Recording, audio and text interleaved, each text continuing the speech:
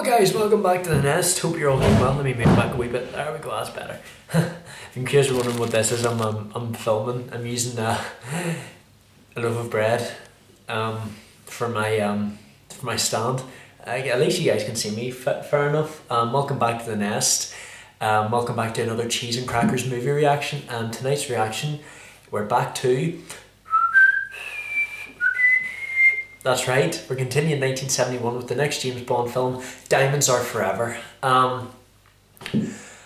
I've got some bad news about this. Well, good news and bad news. Good news is Sean Connery managed to come back for this one, but the bad news is this will be the last James Bond movie that I'm reacting to that has Sean Connery playing James Bond. I gotta say, this movie was a very good send-off for him. Now, this one has a little connection with the last movie, you know, on Her Majesty's Secret Service that we reacted to in 1969. But at least it shows that James Bond is still after Ernst Blofeld. You know, he's out for blood, you know, his revenge for murdering his wife at the end of the last one, you know. Where is Blofeld? Well, it turns out that Blofeld has so many clones of himself. Like, he basically creates these masks and they all wear them, and Blofeld finally does manage to kill Blofeld. He throws him into this like hot mud mixed with liquid and he drowns in it, and that's basically a good send-off for him, saying, "Welcome to hell, Blofeld." I always wondered, thought it was weird, like in his jacket he was keeping a mousetrap, you know, as a weapon, you know. Like, yes, I understand, you know, a gun or, you know, a fancy gadget that a spy's going to use, but a mousetrap? That reminds me, in this movie, I know the last three movies have been very, I've been reacting to 3 violent movies in a row, but this time, oh, I've got an eyelash. There we go today. Sorry guys, they do my head in whenever I get them in my eyes. We're toning down the violence for this one finally. But yeah, I've liked how I've been able to curse in these last few videos. You know, I don't like doing it too much, but you know, we're toning down with the violence in this one. There's still a lot of action in this one. But then the movie titles begin, and Shirley Bassey has returned to sing the title song for it. So it seems like every James Bond, a famous musician, is going to be singing the theme song for it. So, as the title suggests, this plot is all about diamonds! Basically, they're being smuggled away from South Africa. I really enjoyed these two villains, Mr. Wint and Mr. Kidd. So, it seems like they've absolutely no connection with Blofeld at all. Like, you know, it shows that they're after the diamonds as well, but in a bad way. Like, basically, they pretend that the diamonds are the cause of the death. Like, they get this guy to look at them, but they go behind him and they put a scorpion down his back, and you know, they blow the plane up, the helicopter up after they take them away. When Mr. Wint and Mr. Kidd are very comedic, but they're deadly. Like, this movie actually makes me want diamonds for myself. You know, I know they cost millions. They cost millions, but at the same time, you know what they say: whoever ends up touching these diamonds ends up dead. Throughout this movie, Bond just pretty much basically impersonates someone throughout the entire movie, Mr. Franks, and he basically gets sent to talk to this woman called Tiffany Case. I wonder if she's wearing a wig or she's an expert in dyeing her hair. Like, wasn't your hair blonde a minute ago? However, he does find out that Mr. Franks has escaped and he's on his way to Tiffany Case's apartment. But you know what that means?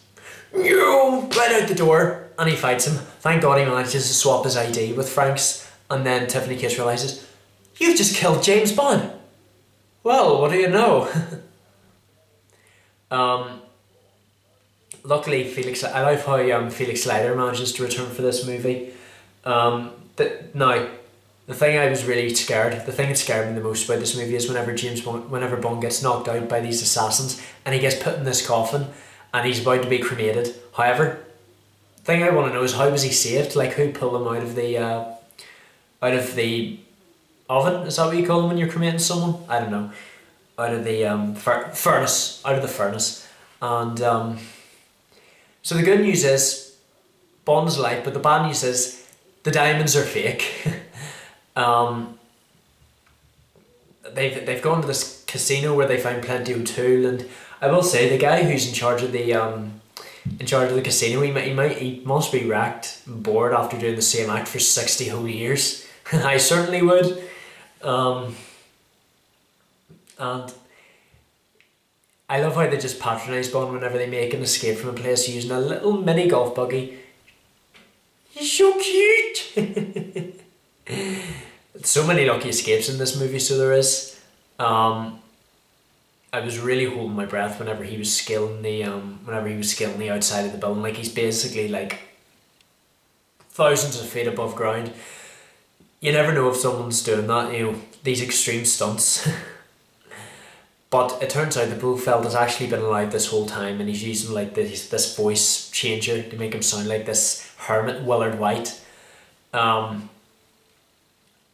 I was a bit gutted that, you know, he basically just kills another copy of him.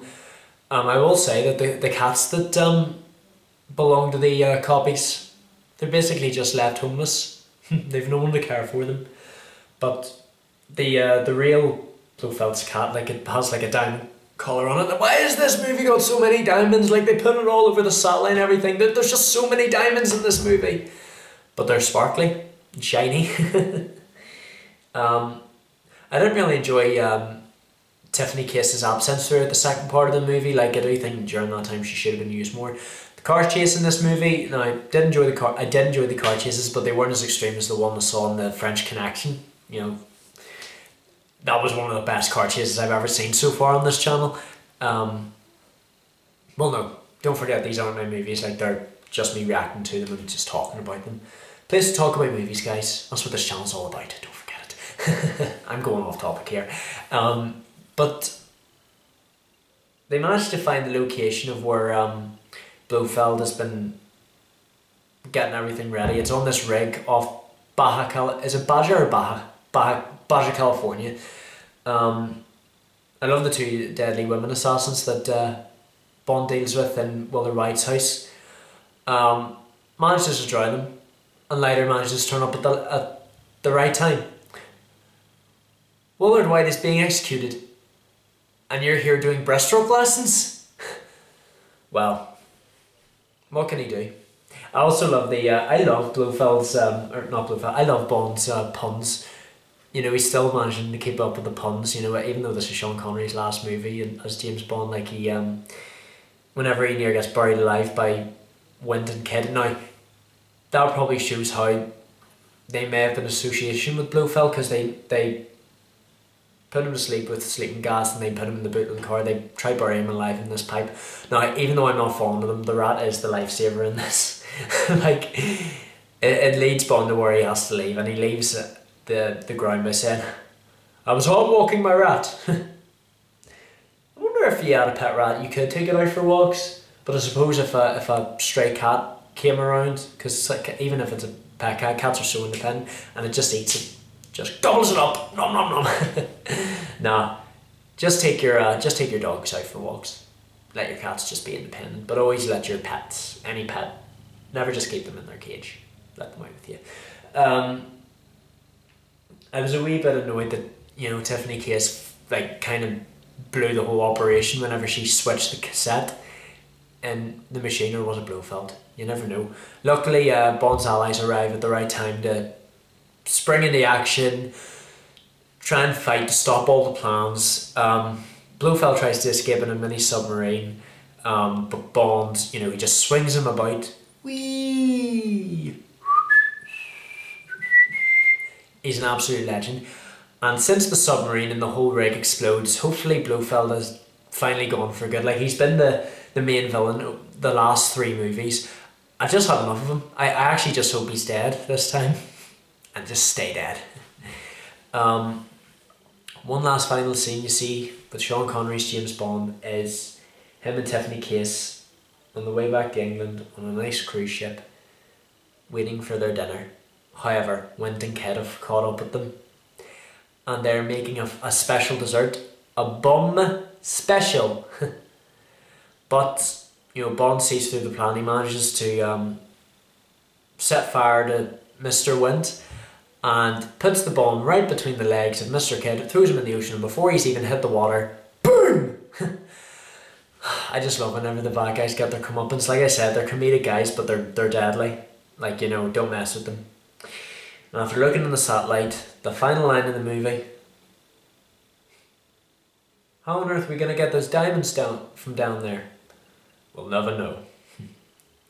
But yeah, I really enjoyed, like I said, I really enjoyed the James Bond series so far. I'm really sad to see Sean Connery finish up as 007. He's been fantastic. You know, it did suck that he didn't come back for the last movie. They just replaced him with George Lazenby for one movie. But it was fun while it lasted. You know, don't be sad that something's over. Just be happy it happened. You know what I mean?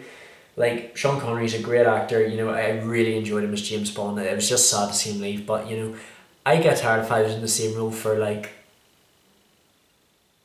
5 films. No, he started in 1962.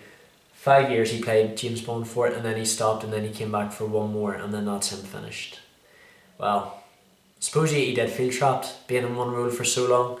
But it did say at the end credits, you know, James Bond will return in the next film, Live and Let Die. Now, I don't know whenever I'm going to do the next Bond film. It'll probably be a while.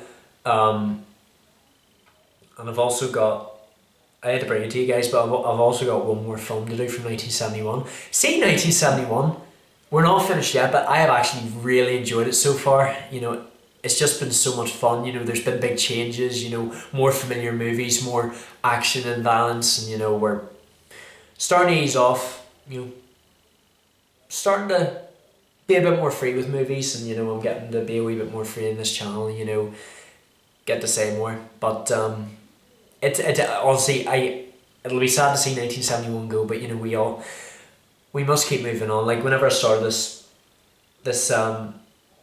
movie reaction series off, I won't call it a series, like, whenever I started doing movie reactions on this channel, I started in 1931. My friend actually did say to me, you know, I'm actually so dedicated, starting way back in 1931. We're on 1971 at the minute. I know I missed a lot of years out, but it amazes me how far we've come, guys.